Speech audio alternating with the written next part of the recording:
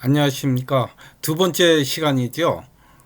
지난 시간에는 문화와 커뮤니케이션의 관계, 그 문화가 커뮤니케이션하고 어떤 관계에 있는지를 제가 한번 생각해 보라고 했죠. 많이 좀 적어 보셨나요? 이번 시간에는 문화와 커뮤니케이션의 관계 설정 이것이 아니고 지금은 이제 문화 간 커뮤니케이션. 지난번에 커뮤니케이션이 뭐라고 했죠? A라는 문화와 B라는 문화의 중간, 수단, 전달, 뭐 이런 의미가 있다고 했잖아요. 그죠? 그래서 이번 시간에는 문화와 문화 간의 커뮤니케이션에 대해서 생각해 보는 시간을 갖도록 하겠습니다. 자, 문화 간 커뮤니케이션이라는 게 뭐냐? 여기서는 이제 뭐 좀 국가적 차원에서 이렇게 큰 문화 덩어리죠. 그런 덩어리와 덩어리들 사이에서 커뮤니케이션을 주고받는 그런 영향, 이런 것을 우리가 문화 간 커뮤니케이션 이렇게 표현을 하고요. 여기에는 이제 문화 간 커뮤니케이션은 대인 커뮤니케이션 뭐 이런 것처럼 이렇게 조그만 것이 아니고 이제 그런 여러 가지 것들이 한꺼번에 포함돼서 또 이렇게 다단계로 나타나는 그런 상황, 이런 복합적으로 이루어지는 커뮤니케이션이죠. 이런 것을 우리가 이제 문화 간 커뮤니케이션 이렇게 표현합니다. 그리고 이렇게 타 문화 간 커뮤니케이션의 목표는 우리가 왜 이렇게 다른 문화와 다른 문화 사이에 커뮤니케이션을 하려고 하겠어요? 그거는 이제 내가 전달하는 메시지, X라는 문화와 Y라는 문화가 있다고 하면 X라는 문화에서 Y라는 문화에게 뭐가 전달하려고 할 거 아니에요. 그죠? 커뮤니케이션 통해서. 그 메시지의 진정한 의미가 왜곡되거나 오해되거나 또 변질되지 않도록 제대로 전달될 수 있게 하는 것에 목표를 두려고 하겠죠. 그죠? 그리고 또 상대방도 마찬가지일까요? Y도. 그죠? 그러니까 이제 자신이 의도한 그런 메시지가 중요하다고 했잖아요. 나의 메시지가 중요하죠. 그래서 이제 그런 의도한 그런 메시지를 정확하게 의미 전달하는데 그런 목표를 가지고 있다고 할 수 있겠습니다.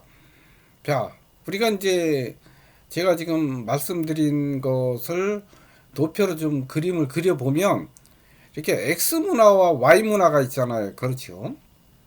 근데 X 문화와 Y 문화 사이에는 우리가 그걸 문화 간 거리라 그래요. 이 거리가 짧으면 우리가 서로 메시지 전달이나 커뮤니케이션이 소통이 좀 원활한 거죠. 그런데 이 문화 간 거리가 멀면 오해나 왜곡되거나 이런 여지가 상당히 많다는 거죠. 이제 그런 문화 간 거리를 좌우하는 어떤 요소들이라고 표현해야 되나요? 이런 것에는 이제 여기 지금 적어 놨습니다만 인식 과정, 그러니까 사고의 방법에 X 문화하고 Y 문화가 사고하는 방법이 이렇게 차이가 너무 나면 문화 간 거리가 좀, 문화 간 거리가 좀 넓은 거죠. 그리고 이게 사고하는 방법이 좀 비슷하다. 예를 들어서 뭐 우리나라하고 일본 사고 방법이 좀 상당히 유사한 면이 많아요. 다른 나라보다는 상대적으로. 물론 뭐 딱 맞는 건 아니죠. 그러니까 상대적인으로 그렇다는 거죠. 이제 그러면은 문화 간 거리가 좀 짧다. 이렇게 표현하면 어떻겠어요? 우리가 이야기하는 것이 Y 문화에 전달될 확률이 높겠죠. 제대로 전달될 확률이 높겠죠. 그 다음에 언어 형식. 예를 들면 언어가 같은 언어를 쓰느냐, 다른 언어를 쓰느냐, 또 언어의 형식이 어떻게 다르냐, 뭐 이런 거 어순이라든지 뭐 이런 거에 따라서 또 문화 간 거리의 폭이 달라질 수 있습니다. 또 행동 형태, 우리나라 사람들은 이런 행동을 많이 하는데 또 Y 문화 쪽 사람들은 또 다른 행동을 많이 하고 또 우리나라 사람들하고 좀 비슷한 행동을 하고 뭐 이런 거에 따라서 문화 간 거리를 달라진다고 이렇게 볼 수 있어요. 이제 이 예는요. 이제 베트남 같은 데 가서 이제 시골에 버스를 타잖아요. 시외버스를. 그런데 이제 제가 경험한 겁니다. 버스를 타는데 거기는 우리 옛날 한 80년대 정도까지 우리나라도 차장이 있었거든요. 버스를 타면 운전사분이 계시고 그 차장분이 계셨어요. 이게 이제 고객들이 오르고 내리고 하는 거 관리하는 분이 있었는데 베트남에는 아직 차장이라는 분들이 있어요. 그래서 거기 가 보니까 거기는 좀 유교 문화권이에요. 우리나라하고 조금 행동 형태가 좀 유사한 부분이 많이 있더라고요. 뭘 모르겠어요. 제 개인 느낌에. 그래서 거기 가면은 그 차장이라는 분이 노인분들이 올라오시면 차가 안 떠요. 그냥 노인들 다 올라서 앉아 계실 때까지 차가 가만히 있다가 다 앉아 있으면 출발하고 오라이 하면 출발하고 이제 이런 형태더라고요. 우리나라하고 좀 상당히 유사한 부분이 많이 있더라 라는 느낌을 받았고 이제 다만 장례 문화 이런 거는 우리나라하고 조금 차이가 있고 묘지도 우리나라하고는 조금 다른 형태를 띠고 있다. 이런 이제 좀 다른 면도 좀 있어요. 그러나 행동 형태나 이런 거는 같은 유교 문화권이라서 그런지 좀 유사한 형태는 많이 보이더라고 하는 면. 그 다음에 사회 구조. 사회 구조가 우리 X 문화하고 Y 문화가 비슷하면 아무래도 문화 간 거리가 짧겠죠. 그죠? 그 다음에 대중매체 영향. 뭐 이런 것은 오늘날 세계화돼서 상당히 좀 많이 밀접해요. 그죠? 어느 나라 가서나 다 뭐 이렇게 TV 방송 보고 뉴스 다 듣잖아요. 그죠? 그 다음에 동기부여 수단. 요런 거는 이제 그 X 문화와 Y 문화가 어떻게 결단하느냐. 요런 것은 이제 문화적으로 차이일 수가 있는데 제가 이 표현하는 것은 결국은 좀 유사한 지금 여러 가지 인식과정, 언어 형식, 행동 형태, 사회 구조, 대중매체, 뭐 동기부여 수단 이런 것들이 유사하면 유사할수록의 문화 간 거리는 좀 폭이 좁다라고 할 수 있습니다. 문화 간 거리가 폭이 좁다는 것은 뭘 의미해요? 그것은 나의 메시지가 그죠? 나의 메시지 이제 개별체 이제 지난번 시간에 제가 잠깐 얘기했는데 그 개별체 단어 언어 표현되는 거 있죠. 이런 것들이 제대로 전달이 돼서 변질이나 왜곡되지 않을 확률이 높다라는 걸 이야기하는 거죠. 자, 이런 문화 간의 X와 Y 문화 간의 커뮤니케이션 기술에는 어떤 것이 있을까라는 것을 이제 설명하는 거거든요.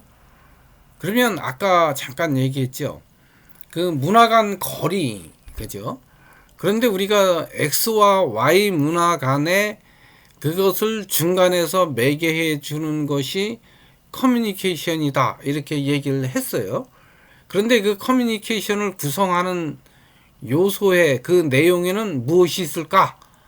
라는 것을 지금 이제 여러분한테 지금 설명을 드리는 건데 그 안에는 커뮤니케이션 그 기술에 그 중간에 커뮤니케이션 기술에는 메시지 기술이 있고요.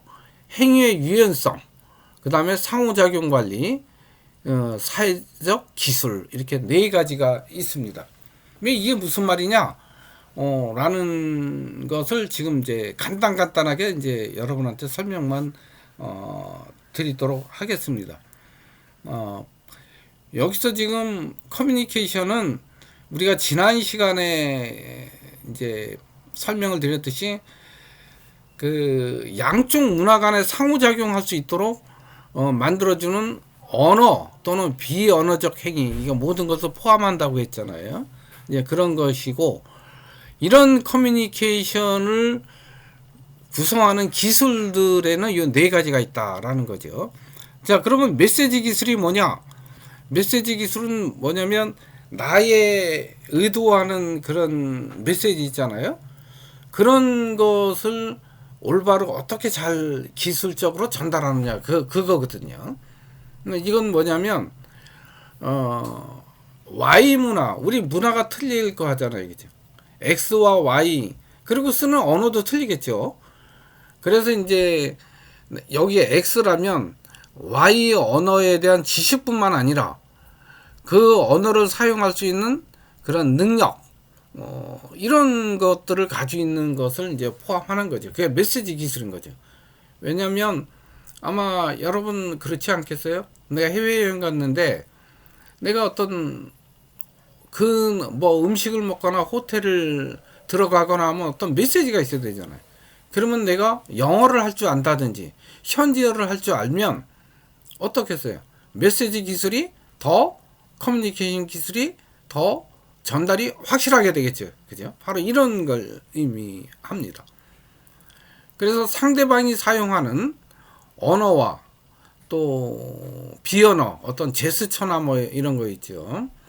그런 것을 아는 재능이 커뮤니케이션 능력에 상당히 중요한 의미가 된다. 이게 이제 메시지 기술입니다. 메시지 기술이 사실 가장 중요한 거는 그 언어라고 할 수 있어요. 언어나 또 현지인의 제스처, 이렇게 표현할 수가 있습니다. 또 두 번째, 행위의 유연성이라는 건 무엇이냐면 여기 말 그대로 우리나라하고는 좀 다른 맥락에 있잖아요, 그죠? Y라는 문화는.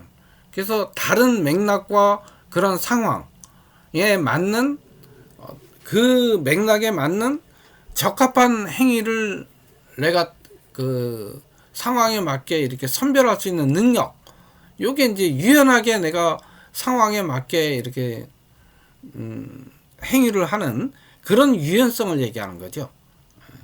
그래서 행위의 유연성을 가진다는 것은 이제 서로 이렇게 상호작용하는 동안에 좀 어색하지 않고 편안하게 느낄 수 있는 거, 이런 게 이제, 왜냐면 이렇게 행동이나 행위가 유연하면 상대방이 어색함을 좀 덜 느끼겠죠, 그죠?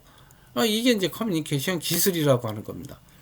상호작용 관리라는 것은 뭐냐면 가서 이것도 아까 앞에서 얘기했듯이 어색하지 않게 그냥 적절하게 상호작용을 그 사람들하고 유연하게, 뭐 예를 들면 이렇게 대화를 하는데 유연하게 막 이렇게 막 끼어들거나 말하는데 내 말만 계속 한다든지 이러지 않고 상황에 맞게 적절하게 시작하고 대화도 적절하게 들어도 주면서 이렇게 이제 상호작용하는 과정에서 그 상황에 맞게끔 저희가 잘 적응해 나가는 거, 그죠? 그거 뭐냐면 여기 얘기한 대로 이렇게 서로 얘기하면서 주제를 이렇게 자연스럽게 맥락에 맞게끔 잘 꺼낸다든지, 또 참여자들이 동등하게 이야기하는 그런 여유를 갖는 거, 요런 능력이 상호작용 관리라고 할 수 있습니다.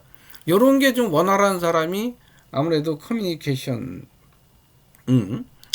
기술이 좀 높다, 이렇게 표현할 수 있겠죠. 사회적 기술이라는 거는 크게 이제 감정이입과 정체성 관리를 얘기하는데요. 감정이입은 쉽게 말하면 뭐냐면 감정이입은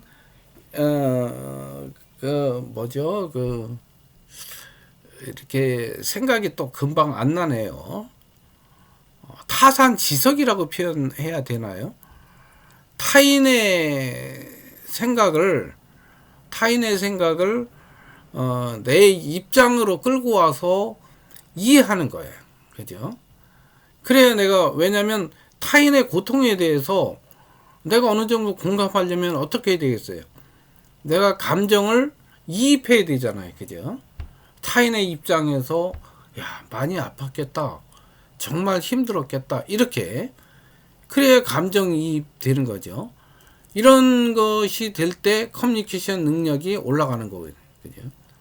요게 이제 사회적 기술이라고 하고, 정체성 관리라는 건 뭐냐면 우리의 정체성을 Y문화 사람, 나는 X문화인데 우리가 가지고 있는 정체성을 Y문화 사람도 알고 그러면서 서로 존중하면서 서로 커뮤니케이션, 서로 이렇게 촉진할 수 있게 하는, 그래서 이제 상대방의 정체성을 존중하는 그런 방법, 요거를 이제 같이 이끌어서 사회적 기술이다, 이렇게 표현하는 겁니다.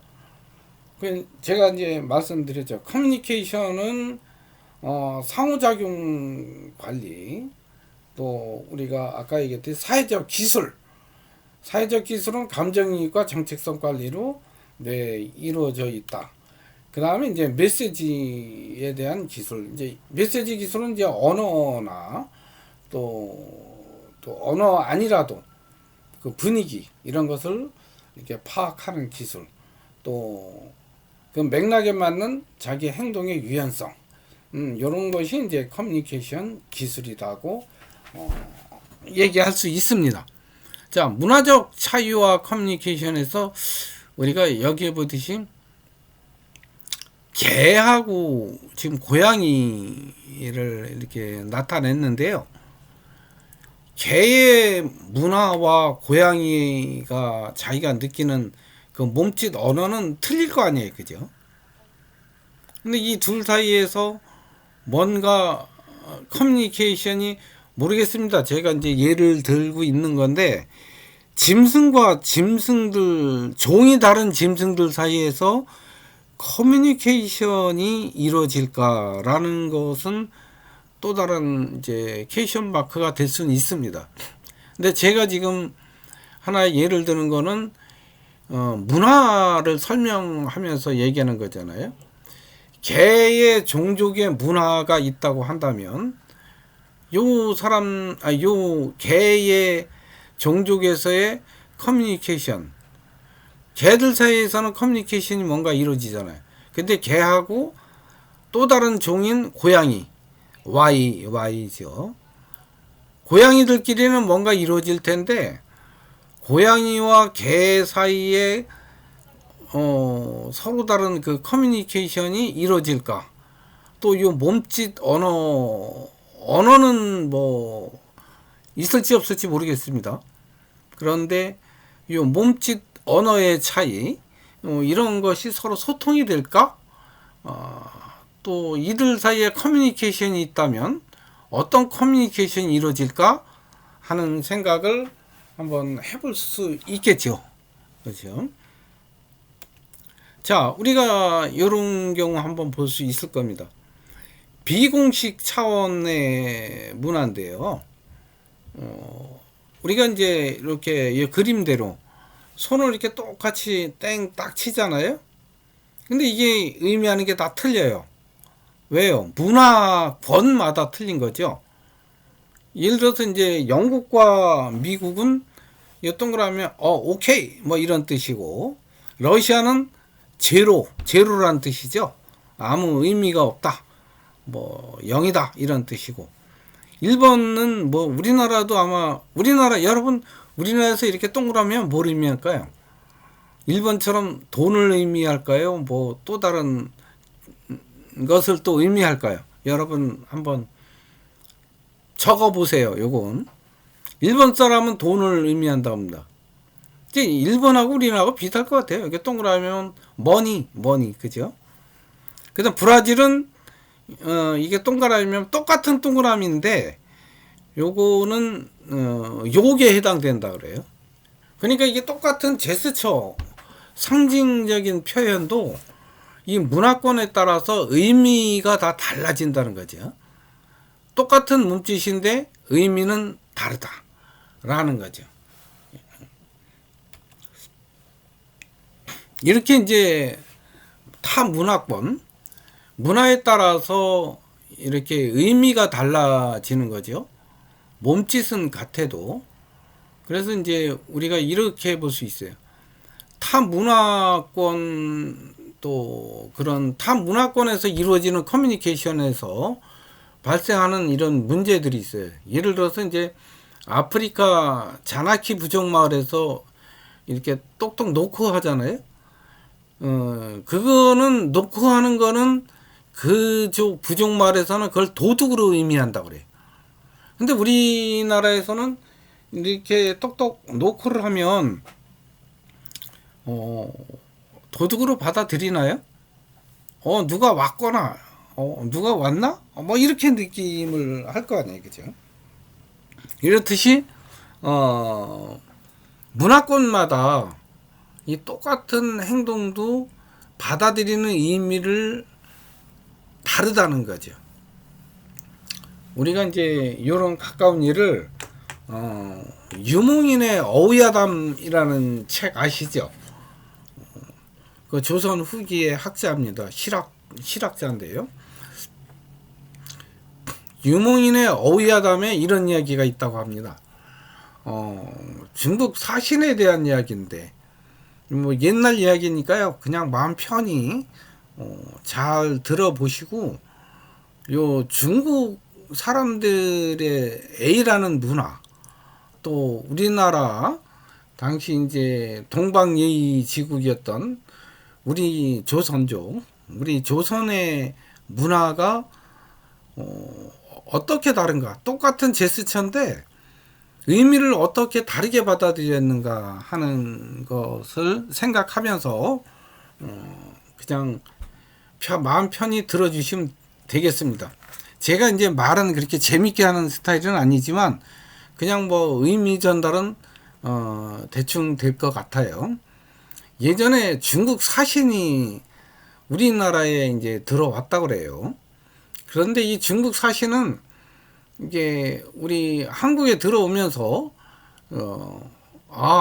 이 평양에 들어서니까 여기는 동방예의지국이니까 상당히 좀 재미난 일도 많이 있겠구나. 그래 이 기대를 하고 평양에 왔는데, 평양에 와서 딱 첫 번에 만난 사람이 키가 크고 수염이 늘어진 아주 멋진 남자를 만났다 그래요. 그래서 이제 이 중국 사신이 이 장부하고 이야기를 나누려고 했는데 자기는 중국 사람이니까 이게 대화가 통하지 않았던 모양이에요. 그래서 이제 말이 안 통하니까 이 사람이 제스처를 했죠. 중국 사신이 어떻게 했느냐면 손으로 큰 동그라미를 그려 보이소. 그랬더니 이 장부가 그 사내죠. 평양에 있던 그 사내가 딱 보더니 손을 들어서 네모를 이렇게 다 그리더래요. 그래서 이어서 이제 이 중국 사신이 손가락 셋을 딱 모아서 손가락 셋을 보였더니 이 남자는 손가락 이렇게 5을 보이더래요. 이게 참 상당하네. 그래서 이제 이 사신이 옷을 들여서 이 남자한테 이렇게 보였답니다. 그랬더니 이 남자는 손가락으로 자기 입을 이렇게 가리더래요. 그래서 이제 이 중국 사신이 감탄을 받고 서울에 와서 그 사대부들이 이제 많이 왔을 거 아니에요. 사신이 오니까 이 사대부들한테 막 자랑을 했다는 거예요. 야, 동방예의지국이 참 이렇게 뜻이 깊은 줄 난 몰랐다. 이러면서 하물며 그 평양에 그 평민인 그런 남자들도 이렇게 표현하는데 이 사대부들은 어떻게 했는가 하고 굉장히 자랑을 했다고 그래요. 그래서 이제 이 사대부들이 그 이유를 물었죠. 중국 사신한테. 그랬더니 이 중국 사신이 하는 이야기가, 나는 하늘이 둥글다는 뜻으로 동그라미를 그려 보였더니 그 남자는 땅이 네모나다는 뜻으로 네모를 그려 보였고, 또 천지인을 뜻한다는 의미로 내가 손가락 셋을 그려 보였더니 이 남자는 오륜을 일러서 손가락 5을 펴 보였고, 또 내가 옷을 들어 보인 것은 천하를 다스린다는 뜻으로 옷을 내 관복을 흔들었더니 이 남자는 입을 가리키면 말세에는 입으로 천하를 다스려진다 라는 뜻으로 입을 이렇게 가리키더라. 그래서 나는 감명을 받았다. 그래서 이 사신이 이 어찌 이 대단한 멋있는 이인이 아니겠는가라고 이제 이 사대부들한테 자랑을 한참 했던 모양이에요. 그래서 이제 이 사대부인 접객관이 좀 이상해서 그 장부를 불렀답니다.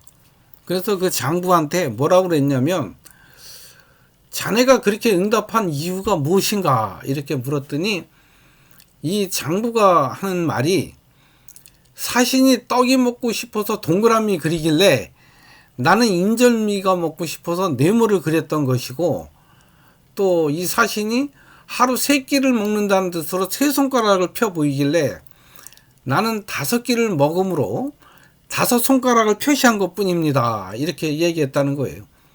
그리고 그의 관심사는 옷이었던 모양이죠. 옷을 막 나한테 자랑하길래 나는 옷보다는 먹는 것이 중요하기 때문에 내가 입으로 이렇게 입을 가리킨 것이다 라고 이제 정중하게 이 사내가 이 적객관한테 이야기를 했다 그럽니다. 자, 우리가 여기서 느껴지는 게 있죠. 사실은 자기의 그 문화적 그 편견이라고 그러나요? 동방예의지국에는 이런 사람들이 살 것이다 라는 편견에 따라서 사물의 본질이 달라지죠. 그죠? 쉽게 말하면 문화적 편견에 따라서 사물의 본질이 전혀 다르게 보여질 수 있는 거예요. 이거 이제 뭔 얘기인지 아시겠죠? 타 문화에 따라서 이 커뮤니케이션 방법이 달라지는 거죠. 똑같은 이렇게 하늘이 둥글다는 뜻을 동그라미, 그 다음에 손가락 셋, 그 다음에 옷을 흔들어 보임, 뭐 이런 것들이 다 다르게 느껴지잖아요. 그죠? 똑같은 제스처라도. 이제 이렇듯이 우리의 삶도 마찬가지입니다. 우리의 삶도 나의 생각을 가지고 타인이 내 생각대로 타인이 저렇게 움직여 줄 거야 이렇게 생각하면 상당히 오해의 소지가 많다는 거죠. 항상 타인은 내 생각대로 움직여 주지 않는다는 그런 생각을 염두에 두고 사회생활을 하셔야 돼요. 여러분들. 왜요? 형제나 부모도 나하고 생각이 틀릴 텐데 전혀 다른 사람이 나하고 맞을 수가 있겠어요? 더군다나 가정이 다른 문화권에서 이렇게 우리 같은 나라지만 문화가 다르잖아요. 그죠? 그런 사람들이 모여서 직장 생활하고 이러는데 맞지 않겠죠. 그래서 근본적으로는 나의 생각과 타인의 생각은 다르다는 생각에서 접근을 하는 게 맞아요. 그래야 내가 직장 생활도 원활하게 하고요. 이렇게 되려면 어떻게 되겠어요? 우리가 지난 시간에 배웠던 문화 상대주의적 관점에서 내 가치 정립을 해야 내가 살아가는 게 좀 편해져요. 그래야 사회생활도 원활해진다는 거예요. 아시겠죠? 그래서 우리가 이 문화를 배우는 거고, 문화 상대주의적 방향에서 뭐 커뮤니케이션을 배우고, 다문화를 배우고, 종교를 배우고, 정치화를 배우고, 사회화를 배우게 되는 겁니다. 그런 것이 이론으로 끝나면 안 되고요. 그런 것이 나의 삶에서 내 삶에 어떻게 영향을 미칠까라는 것까지 우리가 생각을 할 수 있을 때 우리가 진정한 문화 상대주의를 배웠다. 이렇게 할 수 있겠죠. 자, 이제 타문화 커뮤니케이션 요거 조금 이론적인데요. 그 이론인데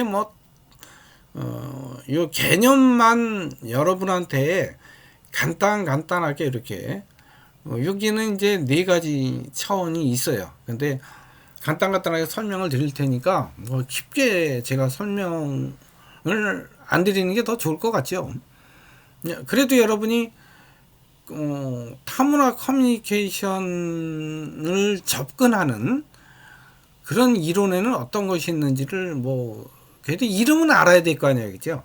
그래서 제가 그냥 소개 정도만 하겠습니다.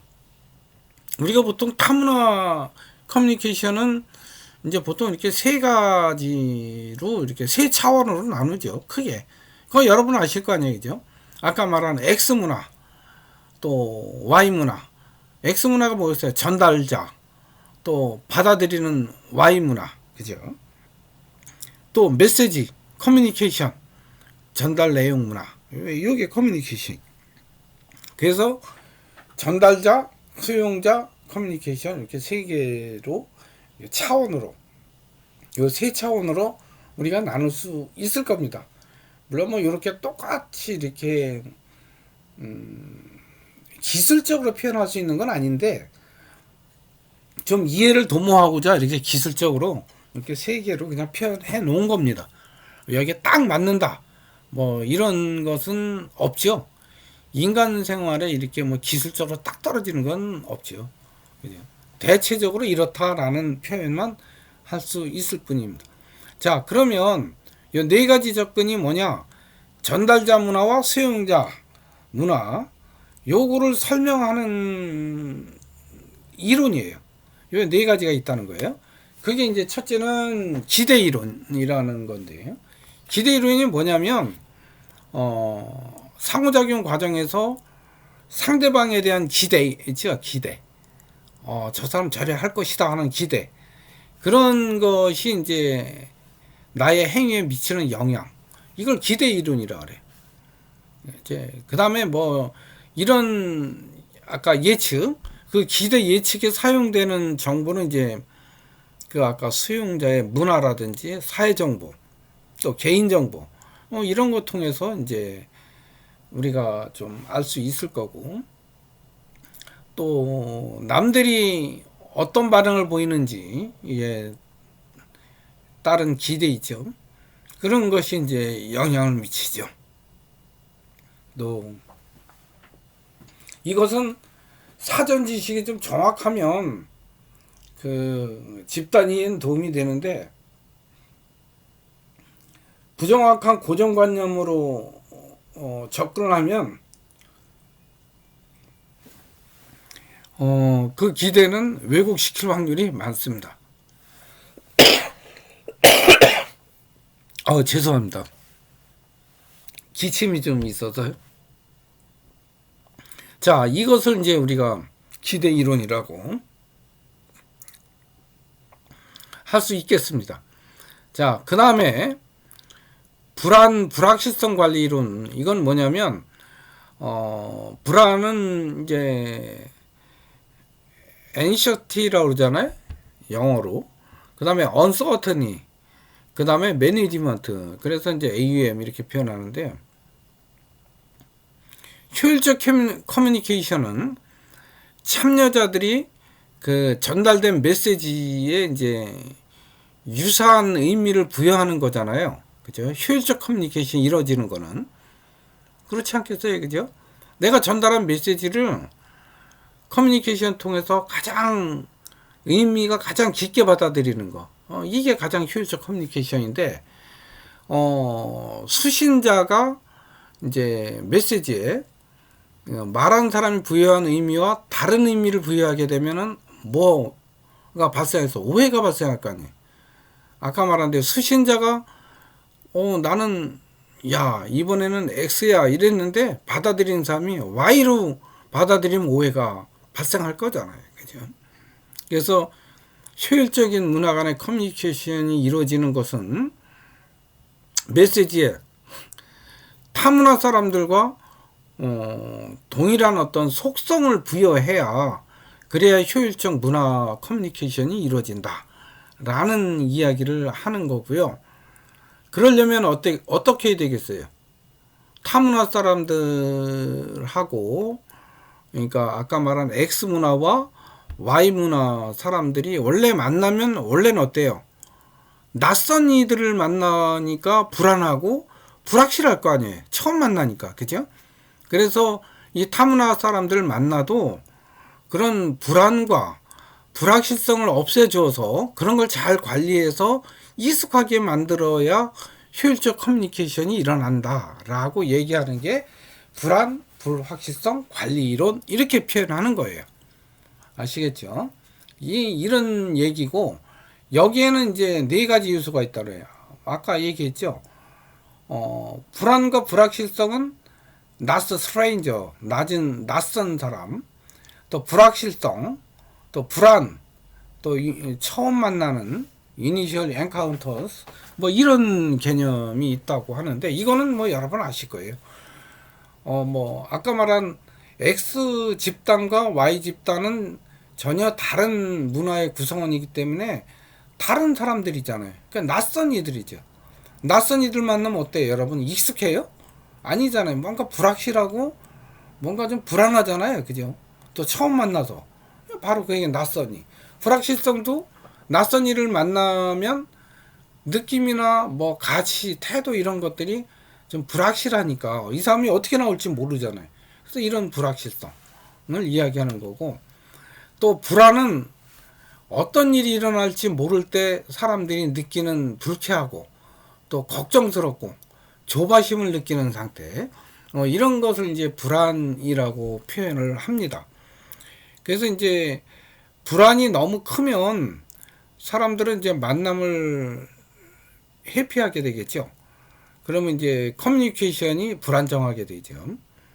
그렇다고 해서 또 불안이 너무 낮으면 사람들 상호작용에서 어때요? 서로 관심을 안 두죠. 주목하지도 않고. 그러면 중요한 단서를 놓치게 됩니다. 그래서 적절한 불확실성과 불안을 잘 관리하는 것이 효과적인 문화 커뮤니케이션을 위해서 필요하다 라는 이론이 이제 불안, 불확실성 관리 이론이라고 이야기합니다. 여러분, 여기서 이제 불안에 대해서는 철학적으로 또 이렇게 한 말씀 드릴 수가 있는데, 인간은 본질적으로 불안하잖아요. 그죠? 그래서 이런 인간은 불안하기 때문에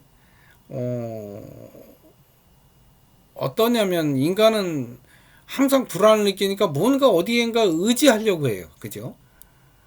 어떤 새로운 편안한 대안을 찾으려고 하잖아요. 그래서 인간은 뭘 찾나요? 좀 더 눈에 보이는 뭔가 좀 안정된 이런 거 찾잖아요. 어떤 상징적인 걸 찾죠. 근데 그게 뭐가 있을까요? 뭐 종교가 있을 수 있고, 또 뭐 돈을 찾을 수가 있을 거고, 또 안정스러운 또 다른 인간, 사람을 찾을 수가 있을 거고, 이렇게 다 틀릴 거예요, 사람마다. 그런데 진정한 불교에서는 또 뭐라고 그러냐면, 인간의 그 불안한 심리를 잠재우기 위해서는 무의 경지에 이르러야 된다, 이런 얘기죠. 성경에 가면 그게 이제 가난한 자, 이제 이렇게 표현할 수가 있는 건데요. 그래서 이제 이 하이데거라는 철학자라든지 또는 우리가 쇼펜하우어 이런 사람들을 따르면, 인간은 그런 불안한 심리 때문에, 인간은 불안 때문에 원래 인간의 본능이 불안을 가지고 있는데, 그것 때문에 인간은 실존을 찾을 수가 있고, 그런 실존 속에서 나의 진정한 나의 삶을 찾을 수가 있다고 이야기를 하고 있는 거예요. 여러분, 불안이 어떻게 실존으로 흘러가고 그런 실존이 어떻게 나의 삶으로 다가오는가 라는 이야기를 또 하면 또 다른 이야기로 또 흘러갈 수가 있어서, 제가 요거는 이 문화 이론을 설명을 마치고 나서 시간이 나면 여러분의 삶하고 관련을 시켜서 제가 또 다른 시간을 좀 갖겠습니다. 요것도 한 2시간 정도 시간이 될 수가 있어서 제가 여기까지만 설명을 드리고, 이 불안이라는 것이 이렇게 관리 이론, 커뮤니케이션을 효율적으로 하기 위해서 필요한 이러한 요소라는 것도 이제 여러분 아시면 되고, 또 이런 불안은 인간의 본질적인 감정이죠. 인간의 감정. 이런 감정을 우리가 잘 컨트롤하면 우리의 삶을 어떻게 또 새롭게 만들 수 있는가라는 생각도 우리가 해볼 수 있다는 겁니다. 자, 그 다음에 이제 세 번째가 적응 이론이죠. 적응 이론이라는 거는 지금 제가 앞에서 이거 그랬어요. 커뮤니케이션에 이렇게 다가서는 그 이론에는 아까 말한 대로 기대 이론이 있었고, 그 다음에 불확실을 관리하는 그 이론이 있고, 이제 세 번째가 적응이라는 거예요. 적응은 뭐 여러분 아실 거 아니에요, 그죠? 사람들 간에 서로 상호작용하고, 그래서 서로 적응하기 위한 노력을 하잖아요, 서로가, 그죠? 서로 적응해야 뭐 커뮤니케이션이 이루어지니까 그런 노력을 펴는 조건에 관한 이론이에요. 아시겠죠? 이걸 적응이라, 서로 적응하려고 노력하는 거. 그래서 이제 적응은 이런 적응 과정을 통해서 문화적 고정관념이 수정되게 되고요. 또 이러한 수정되고 이렇게 학습된 것들이 또 앞으로 있을 문화 간의 그런 배경에 좀 긍정적 그런 부분이 될 수 있다라고 하는 겁니다. 그래서 이걸 적응 이론이라고 이렇게 표현합니다. 그 다음에 이제 마지막으로 네트워크 이론이 있는데요. 이 네트워크 이론은 뭐 여러분 네트워크 많이 하시잖아요. 이거는 정보의 교환으로 이제 정보를 나누는 사람들, 메시지 나누는 사람들, 그런 교환으로 이제 유지되는 사회적 관계를 말하는데, 그런 것이 이제 네트워크에서 내재되는 그런 방식을 설명하면서 이런 네트워크식의 관계를 이제 설명하는 이론이 바로 네트워크 이론, 이렇게 표현하고 있습니다. 그래서 인간의 행위는, 네트워크 이론은 이래요. 인간의 행위는 개인의 특성이 아니라 관계를 분석해서 설명할 수 있다는 생각을 전제로 합니다. 그 관계의 분석이 뭐예요? 네트워크. 그죠? 서로 간에 메시지 주고받는 사람들이 있죠? 이런 사람들의 관계를 분석해서 인간의 행위를 설명한다. 이게 바로 네트워크 이론이라고 이제 얘기하고 있습니다. 커뮤니케이션 네트워크는 비교적 이제 네트워크 안에서 밀접된 관계들의 영역으로 나눠진다고 보고 있고요. 또 이 네트워크 구성원들은 이제 많은 시간을 서로 공유하잖아요. 그렇기 때문에 커뮤니케이션은 아무래도 이해 수준이 굉장히 높습니다. 네트워크 구성원들 사이에서. 그래서 여기에서는 네트워크 이론에 의하면 뭐 신념이나 규범보다는 이제 네트워크에 따른 사회적 관계, 그리고 그 사회적 관계로 연결된 관계를 중시한다 라고 이제 설명하는 이론이 네트워크 이론입니다. 그래서 이런 네트워크 관계를 통해서 커뮤니케이션을 창조하고 또 만들어 간다 라고 이제 설명하는 거죠. 자, 이제 우리가 마지막 시간 거의 다 왔네요. 우리가 이렇게 문화를 공부할 때 주의할 점이 있습니다. 이게 뭐냐면, 우리가 A라는 문화에서 중요한 것이 Y라는 문화에서는 전혀 중요하지 않을 수가 있어요. 이게 이제 상대주의 입장에서 우리가 내면화해야 될 아주 소중한 자산이 되죠. 아니, 우리한테 중요하다고 그래서 저기 다른 데서도 소중하지는 않거든요. 우리한테 공식적인 것이 저기 Y에 가면 비공식적 문화로 흐를 수도 있어요. 이제 그런 생각을 가지고 우리가 세상을 접하고 살아가야 한다라는 거죠. 또 이제 타 문화의 코드를 읽어내는 것은 그 문화적 감수성에서 이제 비롯된다고 볼 수 있는데, 이 문화적 감수성이라는 것은 차이를 읽어내는 것에서 이제 시작합니다. 이게 무슨 말이냐? 이게 나와 차이가 있잖아요. 이제 나는 밥을 먹을 때 오른손으로 먹고 저 사람은 왼손으로 먹어요. 근데 나와 차이가 있다고 그래서 저거를 조금 차별로 본다든지 다르게 본다든지 이러면 안 된다는 거죠. 왜냐면 나는 오른손으로 먹지만 저 사람 왼손으로 먹네. 이거 차이가 그냥 차이가 좀 있구나. 사람 과정이 좀 차이가 있구나. 이런 걸 아주 이렇게 느끼는 거, 그런 것을 아주 자주 느끼는 이런 사람들이 문화적 감수성이 있다. 이렇게 표현한다는 거지. 그래서 이제 나와 다른 유형의 커뮤니케이션이나 파장이 일어나는 것이죠. 이런 거에 대해서 관심을 가지고 살펴볼 필요가 있는 거예요. 이게 이제 왜 이러냐면, 우리가 이제 다른 나라 여행을 가거나 다른 나라 사람들의 이렇게 행동이나 이런 것을 볼 때, 우리가 다른 나라에 가서는 내가 타문화 사람이니까 그 사람들의 좀 걸 유심히 보잖아요. 그죠? 그리고 나도 거기에 뭐 맞출 수 있으면 여행자로서의 뭐 이런 것은 좀, 이렇게 다르구나. 낯섦을 좀 느끼고 내가 돌아오는 그 정도일 거예요. 그죠? 내가 거기에 뭐 적응하고 이렇게 편안하게 맞출 필요는 없겠죠. 여행자로서는.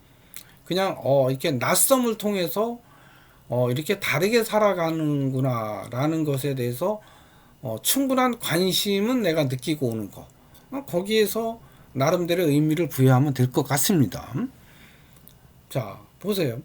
본인의 삶을 내가 왜 이렇게 문화 상대주의적인 관점과 가치를 이야기하느냐면, 나의 삶을 좀 능동적으로 선택하고 또 이렇게 창조하면서 살기 위해서는 이러한 문화의 차이, 이를 내가 인정하는 것이 필요합니다. 타인에 대해서 이런 게 필요해요. 내 생각과 다르다고 그래서 저 사람을 이분법적으로, 야, 이거, 저 친구 안 돼. 이러는 게 아니고, 다르구나. 다르지만 또, 뭐, 나하고 또 뭐 공감하는 면도 있겠지 하고 공감하려고 노력을 하는 게 중요한 거예요. 근데 오늘날 솔직히 우리 사회는, 한국 사회는 정말 그렇게 흘러가고 있는가요? 이게 표면적으로는 그렇게 이제 이야기를 많이 합니다. 또 매스컴에서도 그렇게 이야기하고 있고요. 근데 여러분 나중에 직장을 들어가거나 또 뭐 공무원도 마찬가지고요. 어떤 조직에 들어가면 그 조직 문화라는 게 있어요. 근데 그 조직 문화는 겉으로는 상당히 개인을 존중해 주는 것 같기도 하고, 그런데 그 조직마다의 뭐가 있나요? 목표가 있잖아요. 조직이 목표가 없으면 그 자본주의 사회 속에서 그 조직이 남을 수가 없겠죠. 예를 들면 기업, 그죠? 기업은 목표가 뭐겠어요? 계속적으로 이윤을 창출해야만 그 이윤을 가지고 여러분 월급도 주고 또 그 기업이 살아나고 또 사회에 봉사도 하고 이렇게 될 거 아니에요. 그러니까 이제 기업이 살아나려면, 공무원은 어떨까요?